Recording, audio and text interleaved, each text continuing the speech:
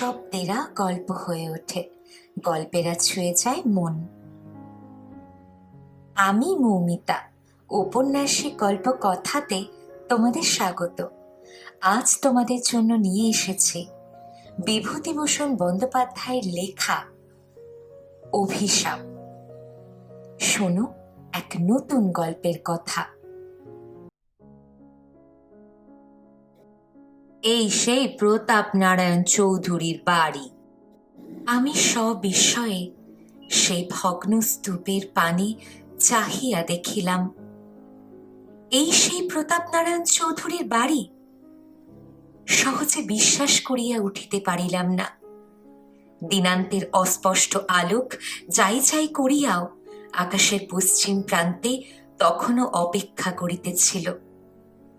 পরিশ্রান্ত বিহকুল অবিশ্রান্ত কুজ্জর ধ্বনি রহিয়া তখনও আকাশে বাতাসে মথিত করিয়া দিতেছিল। গঙ্গার অপূর্ব তরঙ্গভঙ্গ চিত্তলোকে এক অজ্ঞাত চেতনার সঞ্চার করিতেছিল। সেই প্রদেশের ম্লান দ্যুতিবিকাশের অন্তরালে আমি প্রাতঃস্মরণীয় সুবিখ্যাত প্রতাপ নারায়ণ চৌধুরীর প্রাসাদের পানে চাহিয়া দেখিলাম। গঙ্গার ঠিক তীরভূমিতে অগণিত লতা পল্লবে মণ্ডিত হতশ্রী প্রতাপ নারায়ণ চৌধুরীর প্রাসাদ নিঃশব্দে দাঁড়াইয়া আছে। নদী স্রোতে অবিরাম আঘাতে সে প্রাসাদের অনেকখানি ভাঙিয়া চুরিয়া কোনো অনির্দিষ্টের পথে বহিয়া গিয়াছে।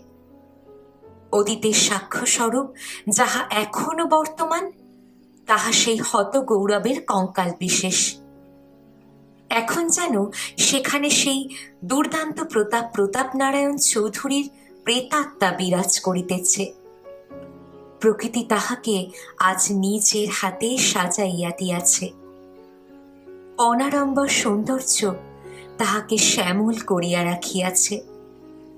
গঙ্গার বক্ষে একটি নৌকা পাল তুলিয়া পাশ দিয়া বহিয়া চলিয়াছিল। একটি মাঝি গান গাহিতেছিল। তাহার সেই ক্লান্ত কণ্ঠস্বর সন্ধ্যা প্রকৃতির নিস্তব্ধতার বক্ষ চিরিয়া চিরিয়া কোনো দূরান্তের এক অপূর্ব সাড়া বহিয়া আনিতেছিল। পলাশপুরের প্রতাপ নারায়ণ চৌধুরীর নাম শুনে নাই এমন লোক খুবই কম আছে। একদা তাহার প্রতাপে সারা পলাশপুর তটস্থ হইয়া থাকিত। কিংবদন্তি আছে যে সেকালে নাকি বাঘে গরুতে নির্বিবাদে একই ঘাটে জল পান করিত। অত বড় ক্ষমতাশালী বর্ধিষ্ণু প্রতিপত্তিশালী জমিদার সেকালে খুব কমই ছিলেন। ইংরেজ রাজত্বের সূচনার দিন হইতে পলাশপুরে চৌধুরী বংশের উদ্ভব। ইংরেজ বাহাদুরকে সর্বপ্রকার সাহায্য করায় পুরস্কার স্বরূপ দুর্ঝটি নারায়ণ চৌধুরী এই পলাশপুরের জমিদারি লাভ করেন। দুর্ঝটি নারায়ণ চৌধুরী চৌধুরী বংশের আদি পুরুষ। তারই পৌত্র বিজয় নারায়ণ চৌধুরী সিপাহী বিদ্রোহের সময় ব্যারাকপুরের বিদ্রোহ দমনে ইংরেজদের যথেষ্ট সহায়তা করেন। তাহারই প্রচেষ্টায় ক্যাপ্টেন লরেন্স সপরিবারে আত্মরক্ষা করিতে সমর্থ হন। ইতিহাসে সেসব কথা নাই বটে, তবে সকলেই সে কথা জানিত। 1857 সালের মার্চ মাসের শেষ দিকে যখন দুর্যোগের ঘনঘটা ভারতবর্ষের রাজনৈতিক আকাশ কালো করিয়া দিয়াছিল, বিজয় নারায়ণ সে সময় ব্যারাকপুরে। সেদিনও এমন ছিল। ক্যাপ্টেন লরেন্স বিজয় নারায়ণ চৌধুরীর কর্মকুশলতায় তাহাকে স্বীয় তরবারির উপহার দিয়াছিলেন। বহুকাল সেই তরবারি চৌধুরী বংশের প্রাচীরে অতি সন্তর্পণে অতীত গৌরবের চিহ্ন স্বরূপ টাঙানো ছিল। বেলটাঙ্গার কমল হালদারের সঙ্গে গ্রীষ্মের ছুটিতে তার দেশে গিয়েছিলাম বেড়াইতে। সন্ধ্যাকালে গঙ্গার তীরে ভ্রমণ করিতে করিতে পলাশপুরের চৌধুরী বাড়ির নিকট আসিয়া পড়িলাম। কমল বলিল, এই সেই প্রতাপ নারায়ণ চৌধুরীর বাড়ি। ইতিপূর্বে চৌধুরী বংশের অতীত কাহিনীর আমি অনেক কিছু শুনিয়াছি। তাহাদের সেই বিরাট প্রাসাদের এই দুর্দশা দেখিয়া বাক শূন্য হইয়া গেলাম। এখন মানুষ সেখানে বাস করে না, সেটি এখন হিংস্র পশুদের লীলাভূমি হইয়া দাঁড়াইয়া আছে। বিজয়নারায়ণ চৌধুরীর পুত্র প্রতাপ নারায়ণ চৌধুরীর সময় চৌধুরী বংশের গৌরব চরমে উঠিয়াছিল। চতুর্দিকে চৌধুরী বংশের প্রতিপত্তি ছড়াইয়া পড়িয়াছিল। প্রতাপ নারায়ণের সময় যেমন চৌধুরী বংশের গৌরব চরমে উঠিয়াছিল, সেই প্রতাপ নারায়ণের সময়ে তাহার আবার ভাঙন শুরু হয়। অমানসিক দুশ্চরিত্রা ও প্রচুর মোকদ্দমার ফলে তাহার পতন শুরু হয় মৃত্যুর কয়েক বছর পূর্বেই। ঔরঙ্গজেবের রাজত্বকালে মোগল সাম্রাজ্যের যেমন চরম সীমায় উঠিয়াছিল, সেই ঔরঙ্গজেবের রাজত্বকালে আবার তাহার পতন শুরু হয়। বৃদ্ধ সম্রাট বহু দুঃখেই দূর দক্ষিণা পথে প্রাণ ত্যাগ করেন। ঔরঙ্গজেব ছিলেন চরিত্রবান ও ধার্মিক, আর প্রতাপ নারায়ণ ছিলেন ঠিক তাহার বিপরীত। তাহার অভিধানে চরিত্র বলিয়া কোনো শব্দ ছিল না। মদ ও মেয়েমানুষ তাহার জীবনের একমাত্র উপাস্য। আর এছাড়া যেটুকু সময় পাইতেন তাহাতে মামলা মোকদ্দমার তদবির করিতেন। তাহার ন্যায় নিখুঁত ভাবে মোকদ্দমার তদবির করিতে সেকালে খুব কম লোকই পারিত। অথচ লেখাপড়ায় তিনি ধার ধারিতেন না।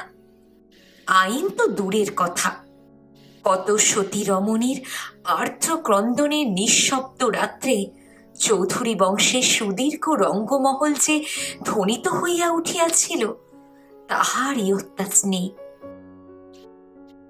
তাহাদের সেই ব্যাকুল কণ্ঠধ্বনি ঝিল্লি রবের সহিত তালে তালে শব্দিত হইয়া মরিতেছে।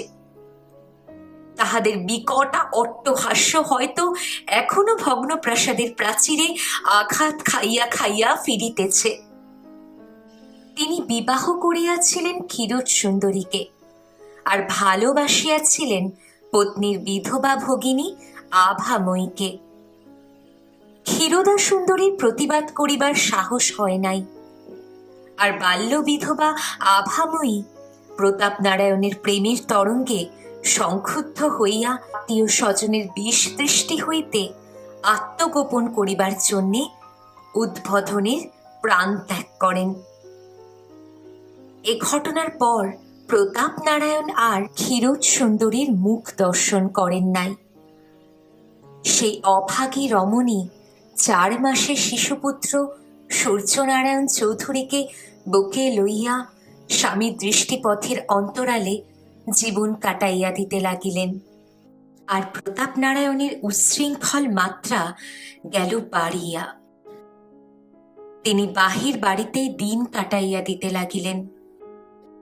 আভাময়ীর প্রতি সমাজের সেই অসহনীয় অত্যাচারের প্রতিকার স্বরূপ তিনি তাহার প্রজাদের শান্তির সংসারে দিতে লাগিলেন আগুন জ্বালিয়া। গৃহস্থ বধূ বা গৃহস্থ কন্যা তাহার ক্ষুদিত দৃষ্টি হইতে অতি কষ্টে আত্মরক্ষা করিত। সারাদিন পথে পথে পাখি মারা বন্দুক কাঁধে লইয়া পাখি মারিয়া ফিরিতেন। সে পথে কোনো স্ত্রীলোকের বাহির হইবার সাহস ছিল না। আর তাহার সঙ্গে থাকিত কানা কালু সর্দার। কানা হইলে কি হয়, চক্ষু সমান সে হার মানাইতে পারিত। তাহার তীক্ষ্ণ বুদ্ধির বলে প্রতাপ নারায়ণের ক্ষুধা নিবৃত হইতেও সহজে। ইংরেজ রাজত্বের এমন ধরা বাঁধা আইন তখন ছিল না। প্রতাপ নারায়ণের মহল্লায় তাহার বিখ্যাত লাঠিয়ালদের দৌলতে কাহারও টু শব্দটি করিবার সামর্থ্য ছিল না। লাঠির জোরেই রাজ্য জয় হইত, আর লাঠির জোরেই রমণীর সতীত্ব লুণ্ঠন হইত। কিন্তু প্রতাপ নারায়ণ স্ত্রী লোকদের ঘৃণা করিতেন সর্বান্তকরণে। নারী নরকের দ্বার, এই নারী আবার জীবনে দিয়াছিল দাবানল চালাইয়া। সেবার দুরন্ত বর্ষার এক অবিশ্রান্ত ধারাপতনের দিনে কালু কোথা হইতে এক অজ্ঞাত নামা রমণীকে বহিয়া আনিল। রাত্রি তখন 10টা। চারিদিকে সেই বর্ষা প্রকৃতির গুঞ্জন কোনো এক বীরহিনীর আর্তক্রন্দনের ন্যায় ধ্বনিত হইতেছিল। তাহাকে হারানোর বেদনা যেন সারা বিশ্ব মথিত করিয়া রাখিয়াছিল। প্রতাপ নারায়ণ তখন সুরমা দিয়া তাহার নয়ন প্রান্তে রেখাপাত করিতেছিল। কালু আসিয়া ডাকিল, মহারাজ। প্রতাপ নারায়ণ হাঁকিলেন, কে ও? হে এসেছে। বিশ্রাম করতে বলো। কত দূর থেকে এসেছে? 7 ক্রোশ। কেমন? আপনার প্রসাদ পাবার উপযুক্ত। উত্তম। প্রতাপ নারায়ণ দ্রুত সাজ সমাধা করিয়া প্রমোদ গৃহে উপস্থিত হইলেন। অভাগিনী তখন সেই বিলাসগৃহের এক কোণে বস্ত্রা খণ্ডে সর্বাঙ্গ আবৃত করিয়া কাঁদিয়া মরিতেছিল। মনুষ্য পদশব্দে সে প্রতাপ নারায়ণের পানে চাহিয়াই বিকট শব্দে আটকাইয়া উঠিল। তাহার আয়ত আখি, সর্বোপরি তাহার সেই ভীতি সুন্দর দেহলতা প্রতাপ নারায়ণের প্রাণে এক উন্মাদনা জাগাইয়া দিল। প্রতাপ নারায়ণ তাহার নিকট গিয়া প্রশ্ন করিলেন, তোমার নাম? কোনো উত্তর পাইলেন না। পুনরায় বলিলেন, এই যে বিরাট প্রাসাদ, এই অতুল বিভব, সবই তোমার। তুমি আজ আমার রানী। সেই রমণী কহিল, না না, আমি রানী হতে চাই না। আমায় ভিখিরি থাকতে দিন। আপনার দুটি পায়ে পড়ি, আপনি আমাকে আমার স্বামী পুত্রের কাছে ফিরে যেতে দিন। কথা শেষে সে প্রতাপ নারায়ণের পদপ্রান্তে পড়িল। প্রতাপ নারায়ণ উৎকট হাসি হাসিয়া উঠিলেন, বলিলেন, অসম্ভব। জীবনে এমন নিখুঁত রূপ প্রতাপ নারায়ণ আর দ্বিতীয়টি দেখেন নাই। তাহার সেই বিনাইয়া বিনাইয়া কান্না প্রতাপ নারায়ণের নিকট বড় মধুর বলিয়া বোধ হইল। সেই রমণী কহিল, আমায় ছেড়ে দিন, আপনার ভালো হবে। প্রতাপ নারায়ণ হা হা করিয়া হাসিতে লাগিলেন, বলিলেন, আমার ভালো চাই না। আপনি ধ্বংস হয়ে যাবেন, আপনার সর্বনাশ হবে। আমার অভিশাপে এ বাড়ি ঘর জ্বলে পুড়ে যাবে। প্রতাপ নারায়ণ শিহরিয়া উঠিলেন। সে পুনরায় বলিল, যদি আমি যথার্থ সতী নারী হয়ে থাকি, তবে আমার অভিশাপ কখনো সহ্য করতে পারবেন না। আপনি নির্বংশ হবেন। অবলা রমণীর যে এমন করিয়া মানুষকে অভিশাপ দিবার ক্ষমতা আছে, ইহা ছিল প্রতাপ নারায়ণের বিশ্বাসের অতীত। কিন্তু তিনি পরিণামদর্শী ছিলেন না আদৌ। তিনি ওই অবলার সাবধান বাণী শুনিলেন না। এই তাহার জীবনের শেষ শিকার। পরদিন সারা প্রাসাদে একটা দুরপনীয় বিষাদের ছায়াপাত হইল। সেদিন হইতে সে রমণী আর উঠিল না, আর আহারও গ্রহণ করিল না। 2 দিন পূর্ব হইতেই সে উপবাস করিতেছিল। তিল তিল করিয়া সে শুকাইয়া মরিতে লাগিল। সকলে মুখ বিষয়ে অভাগীর পানে চাহিয়া রহিল। প্রতাপ নারায়ণ ভয়ে ব্যাকুল চিত্তে গৃহত্যাগ করিয়া চলিয়া গেলেন। উহার বিষাক্ত দীর্ঘশ্বাস সহ্য করিবার সাহস তাহার ছিল না। 3 দিন 3 রাত্রি অসহ্য যন্ত্রণা ভোগ করিয়া অভাগিনী প্রাণ ত্যাগ করিল। পরিশেষে রানী ক্ষীরোদসুন্দরীও তাহার দীর্ঘকালের সূচিকা ত্যাগ করিয়া এই নরকুণ্ডে আসিয়াছিলেন অভাগিনীর কাছে ক্ষমা প্রার্থনা করিতে, স্বামীর কল্যাণ কামনায়। কিন্তু তাহার সে প্রচেষ্টা ব্যর্থ হইল। যদি আমি যথার্থ সতী হয়ে থাকি, চৌধুরী বংশ ধ্বংস হয়ে যাবে। এই বলিয়া সেই তেজস্বিনী নারী শেষ নিঃশ্বাস ত্যাগ করিল। এই ঘটনার 7 দিন পর প্রতাপ নারায়ণ ফিরিয়া আসিলেন, কিন্তু জীবিত নয়, মৃত। পথে তাহার সর্পাঘাতে মৃত্যু হইয়াছে। সূর্যনারায়ণও পিতাকে অনুসরণ করিয়া চলিলেন। অল্প বয়সে সম্পত্তির মালিক হইয়া মো সাহেবের সহায়তায় তাহার ক্ষয়িষ্ণুপ্রায় সম্পত্তি ক্রমে ক্রমে নিঃশেষ হইতে আসিতে লাগিল। পিতার ন্যায় তিনিও ছিলেন অপরিণামদর্শী। ভবিষ্যতের কথা ভাবিবার অবকাশ তাহার ছিল না। পরস্ত্রীতে লোভ তাহার ছিল না সত্য, তবে তাহার নেশাও ছিল।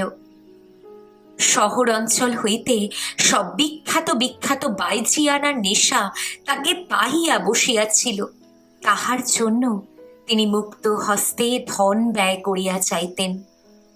লখনৌ, দিল্লি, আগ্রা, বেনারস, লাহোর, বোম্বাই, কলিকাতা ইত্যাদি সকল শহরের সুপ্রসিদ্ধা বাইজিকুলের পদরেণুতে তিনি তাহার পিতৃ পিতামহের পবিত্র প্রাসাদ ধন্য করিতে মাতিয়া উঠিয়াছিলেন। তিনি দিন রাত তাহাদের সুর লহরী ও রূপ মাধুরীতে মগ্ন হইয়া থাকিতেন। বিবাহ করিয়াছিলেন যথাসময়, যদিও পিতার ন্যায় তিনি তাহার পত্নীকে ঘৃণা করিতেন না। তথাপি তাহার দিন কাটিত বাহির বাড়িতে। গভীর রাত্রে অতিরিক্ত তাগাদার ফলে মাঝে মাঝে টলিতে টলিতে অন্দর বাড়িতে উঠিয়া যাইতেন নিতান্ত অনিচ্ছায়। অধিকাংশ রাত্রি তাহার সেই বাহির বাড়িতে কাটিত। তাহা ছাড়া দেশ ভ্রমণ তাহার জীবনের একটি বিশেষ অঙ্গ ছিল। একটির পর একটি করিয়া তিনি দেশ দেখিয়া বেড়াইতেন। কত তীর্থক্ষেত্র গিয়াছেন, অথচ দেবতার দর্শন করেন নাই। দেব মন্দিরের নিকট হইতে ফিরিয়া আসিয়াছেন।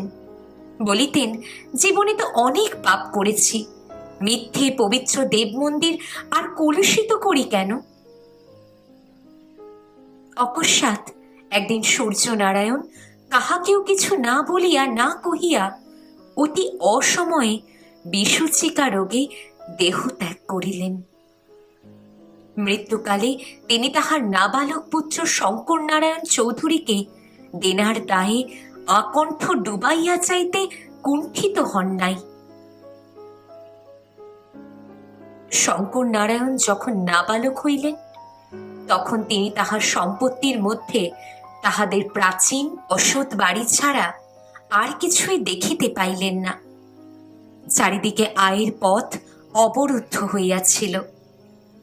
বনেদি বংশের ধ্বংসাবশেষ লইয়া চৌধুরী পরিবার বিভীষিকার ন্যায় দাঁড়াইয়া রহিল। গহনা বিক্রি করিয়া শঙ্কর নারায়ণ মানুষ হইয়া উঠিলেন, কিন্তু তিনি মানুষ হইলেন তাহার পিতা ও পিতামহের বিপরীত প্রকৃতি লইয়া। ইংরেজি শিক্ষার তিনি ধার ধারিলেন না, তবে অবিচলিত চিত্তে সংস্কৃত অধ্যয়ন করিয়া চাইতে লাগিলেন। তাহার মধ্যে কেমন যেন ধর্মভাব জাগিয়া উঠিল। তিনি অল্প বয়সেই ধার্মিক হইয়া পড়িলেন।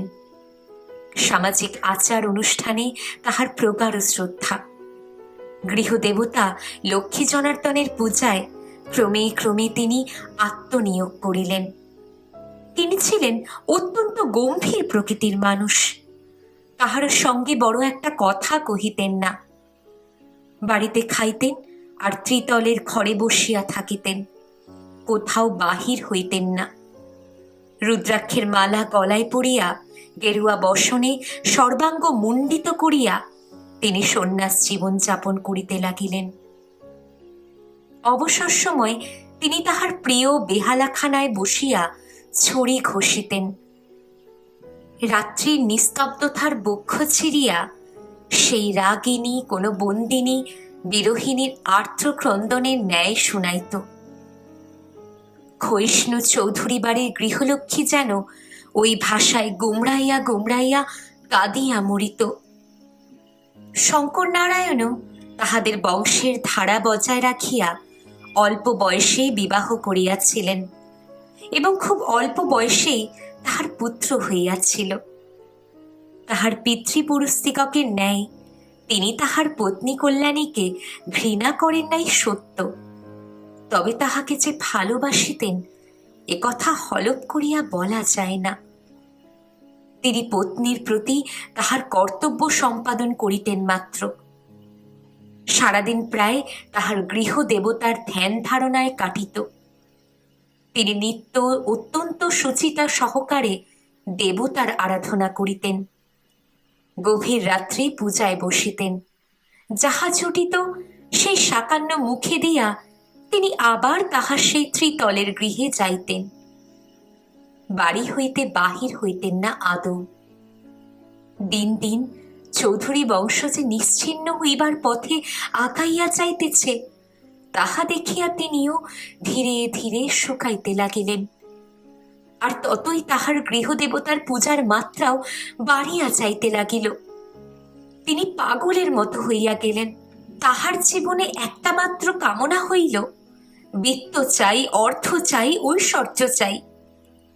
তিনি কেবল প্রার্থনা করিতেন দেবতা আবার যেন চৌধুরী বংশের নষ্ট সম্পদ ফিরাইয়া দেন। এহেন কালে একদা চৈত্রের এক অমাবস্যা রজনীতে শঙ্কর নারায়ণ স্বপ্ন দেখিলেন, যেন তাহাদের গৃহলক্ষ্মী চৌধুরী বংশ ত্যাগ করিয়া যাইতেছেন। তাহার অপূর্ব জ্যোতিতে বিশ্বভুবন আলোকিত। একটা সুস্নিগ্ধ সুবাসে দিগন্ত ভরিয়া গিয়াছে। শঙ্কর নারায়ণ তড়িৎ পদে উঠিয়া গিয়া দেবীর পথ রোধ করিয়া দাঁড়াইলেন। দেবী তাহার বিষণ্ণ মুখে যেন বলিলেন, বাছা, পথ ছাড়ো, আমায় যেতে দে। শঙ্কর নারায়ণ কাঁদিতে লাগিলেন। মা, আমাদের এমনি করে ছেড়ে যাচ্ছ মা? দেবী নিষ্ঠুর ভাবে হাসিলেন। নিত্য না খেয়ে তোমার পুজোর আয়োজন করেছি, তবুও তোমার ক্ষুধা দূর হয়নি?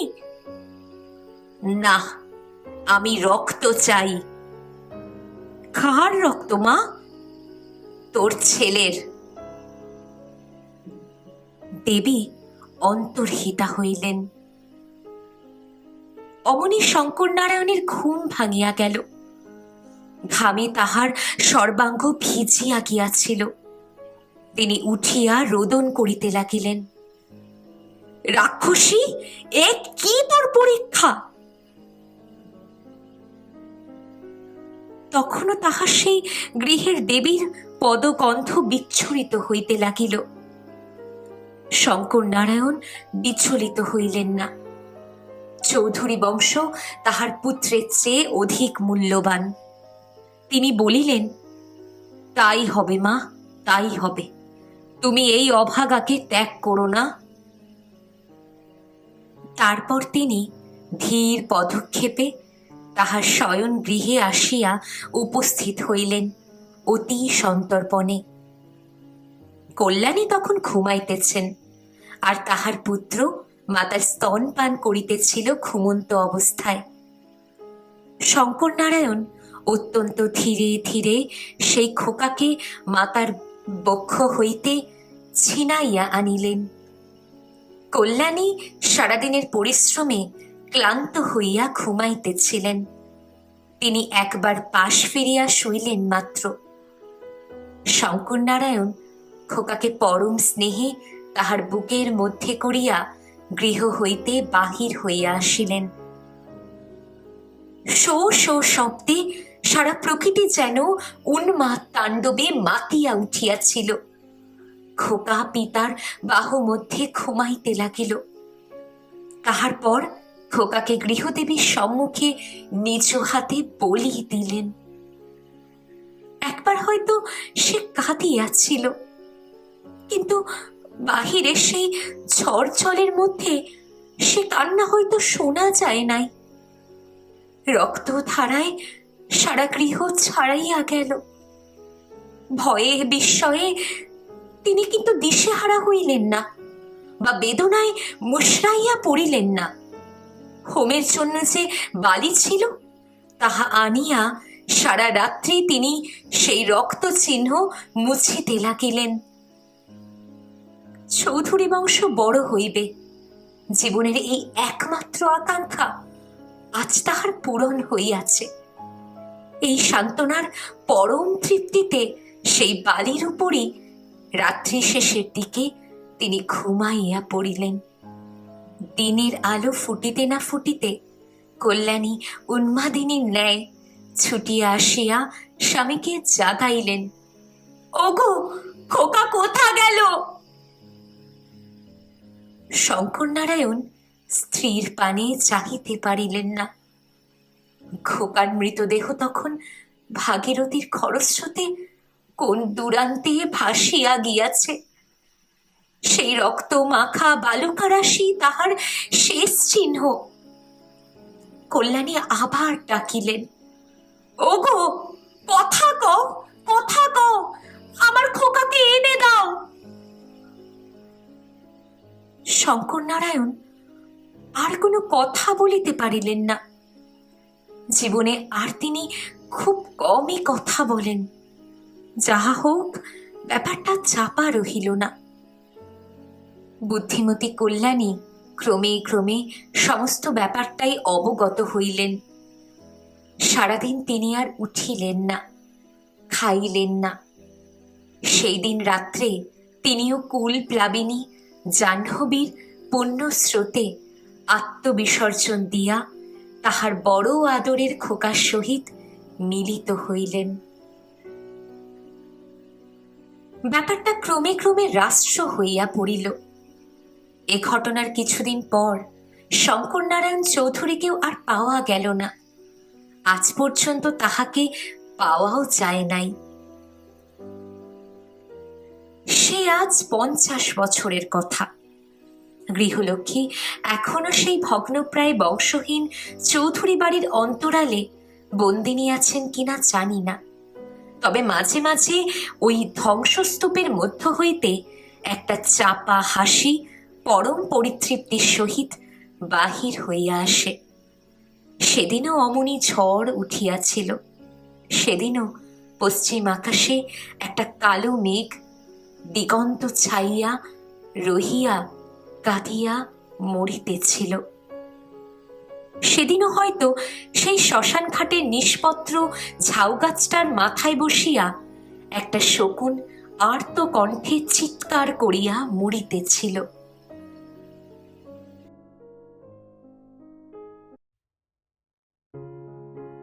শেষ হলো আজকের গল্প অভিশাপ। লিখেছেন বিভূতিভূষণ বন্দ্যোপাধ্যায়। অভিশাপের ফলে কি অন্যায়ের পতন ঘটেছে, নাকি সবই ভবিতব্য? আমি তা জানি না। তবে আজও এমন অন্যায় পৃথিবীর কোনায় কোনায় ঘটে চলেছে। হাজারো দীর্ঘশ্বাস তবে কি অভিশাপ রূপে কাজ করে না? তোমাদের কি মনে হয় তা অবশ্যই ভিডিওর কমেন্ট সেকশনে জানিও। গল্পেরা শুধু শোনা যায় না, অনুভব করতে হয়। আর সেই অনুভূতি তোমাদের সঙ্গে ভাগ করে নিতে আমি আছি উপন্যাসিক গল্পকথাতে। এই গল্প যদি সত্যিই তোমাকে ছুঁয়ে যায়, একটা লাইক দিও, কমেন্টে তোমার মতামত জানাও, আর প্রিয়জনদের সঙ্গে শেয়ার করো। সাবস্ক্রাইব করে বেল আইকন অন করো, যেন পরের গল্পের প্রথম শ্রোতা তুমিই হও। আজকের মতো এখানেই শেষ। কিন্তু গল্পেরা তো শেষ হয় না, তারা নতুন করে জন্ম নেয় প্রতিবার। তাই আবার দেখা হবে নতুন গল্পে। ধন্যবাদ।